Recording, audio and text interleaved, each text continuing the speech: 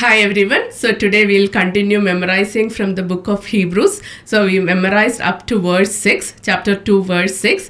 Today we are memorizing verse 7. So today we'll meditate and memorize on verse 7. So I told yesterday verse 6, 7 and 8 are taken from Psalm 8, 4 to 4, 5 and 6. So I'll read all three together so you'll have the context.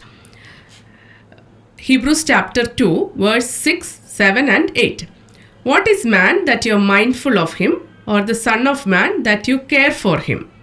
You made him for a little while lower than the angels.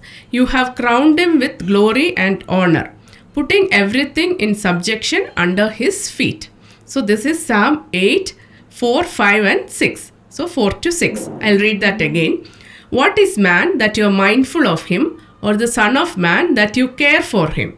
You made him for a little while lower than the angels. You have crowned him with glory and honor, putting everything in subjection under his feet.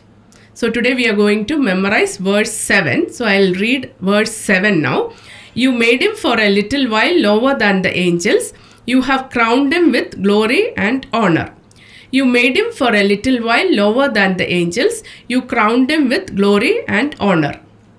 So yesterday we meditated on Psalm 8. We said that Psalm 8 is about the majesty of God and the dignity of human life, right? So we meditated in detail about that. So I'm not again repeating that. So today we'll concentrate only on verse 7. You made him for a little while lower than the angels. You have crowned him with glory and honor. So here the author of the book of Hebrews or the psalmist says, you made him for a little while lower than the angels. So humans in a way are inferior to angels. We can say like that, right? Because angels are spiritual beings. They cannot experience suffering and death. So they are immortal. And also humans, we have the limitation of knowledge because we depend on our sense organs to perceive things.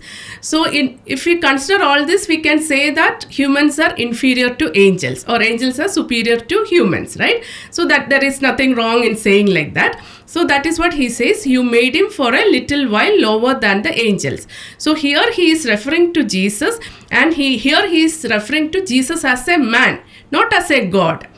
As a man in his human nature, you made him for a little while lower than the angels. So with respect to his humanity, he was made little lower than the angels. So we should take it in that way.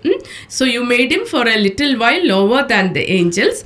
You have crowned him with glory and honor. So he was God. He was equal with God the Father. He came down. He humbled himself as a man. He took our lower form. He came as a human and he humbled himself and he suffered humiliation and death.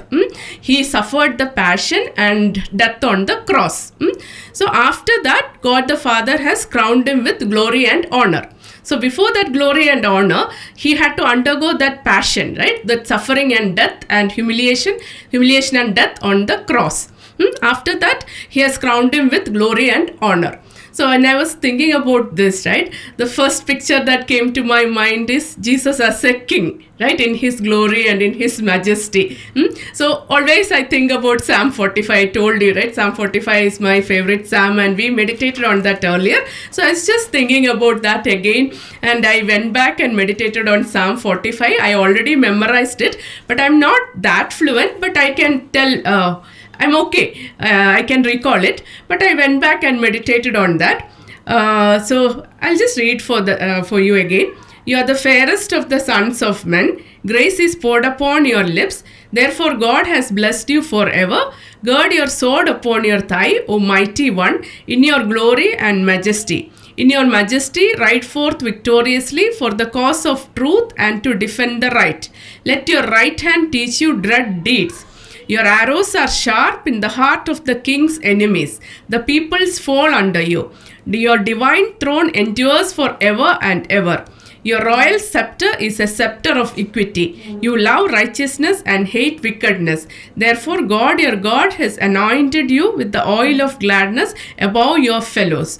Your robes are all fragrant with myrrh and aloes and cassia. So I was meditating on all this. I was in my mind, I was seeing Jesus as the king, right? He is sitting on his throne. He has the royal scepter in his hand.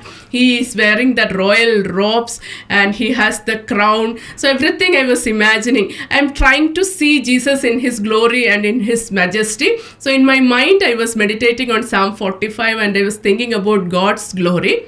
But suddenly in my mind, that picture transformed. And I'm seeing God suffering. I started seeing his passion. So what Isaiah mentioned in chapter 53, Isaiah 53, the suffering servant, that came to my mind. And suddenly I'm seeing that the royal scepter, right? The royal scepter, that scepter of equity, it's a cross that Christ is having. The crown that he is wearing, it's not the royal crown, right? Instead, it's that the crown of thorn. The royal robe that he is wearing, it's the bloodstained robe of Christ. The jewels that has adorned him, it's all the wounds that he has experienced on account of him, right? So in my mind, I'm seeing his passion. So I started crying when I saw that, right? I felt so much pain when I imagined that, how much he has suffered for us, right? So we cannot really contemplate the depth of his love. Sometimes I feel like that we cannot, in our human mind, we cannot contemplate the depth of his love. He is God. He has no need to come down as a man.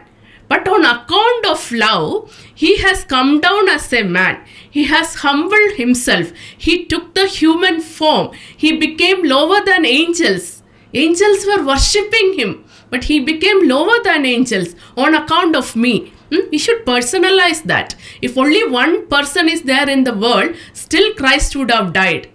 So only for me, if I am the only person in the world, Christ would have died for me. Right? We should imagine that in our mind, right? That is Christ's love. He has come down. He took the form of a human being. He humbled himself. And he humbled himself up to the death on cross, right? He suffered that passion. He experienced that pain. He suffered that passion. And he died on the cross in that extreme humiliation, right? For what? Out of love for me, right? So we cannot really imagine the depth of God's love. So I was just thinking about all this. And in my mind, I was thinking, oh, Christ, how much you love me. How can I ever return that love back to you, right? How can I love you so much? We cannot love, but we can try our best. So all these thoughts came to my mind when I was reading this Hebrews chapter 2, verse 7. So I wanted to share this with all of you. So let's just read that again. You made him for a little while lower than the angels. You have crowned him with glory and honor, putting everything in subjection under his feet. Thank you. God bless you all.